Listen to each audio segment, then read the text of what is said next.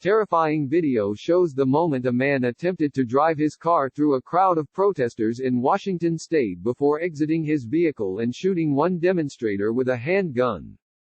Footage showed the man, who has not been identified, driving through a protest that was taking place in Seattle on Sunday.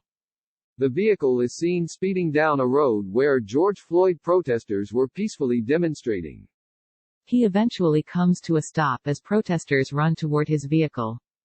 A single shot is heard being fired from the car as the man fires at a 27-year-old black demonstrator.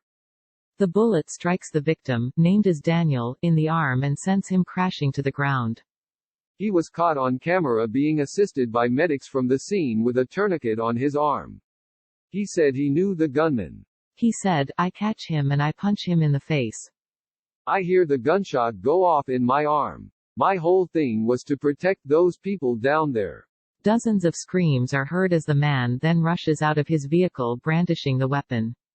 Protesters run for their lives as the man makes his way toward a group of police that were standing nearby. According to the Seattle Fire Department, the man was taken into custody near the 11th Avenue and Pine Street.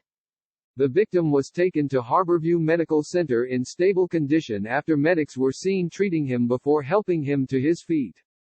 It's unclear if the gunman has been charged as of Sunday night. No other protesters were injured during the incident. Thousands of protesters have taken to the streets across the U.S. to demonstrate against racism, police brutality and the death of Floyd. Floyd, 46, died on May 25 after Minneapolis police officer Derek Chauvin, 44, knelt on his neck for 8 minutes and 46 seconds. While the majority of protests have been peaceful, some have turned violent with people burning down police departments and looting businesses, forcing some city officials to put curfews in place.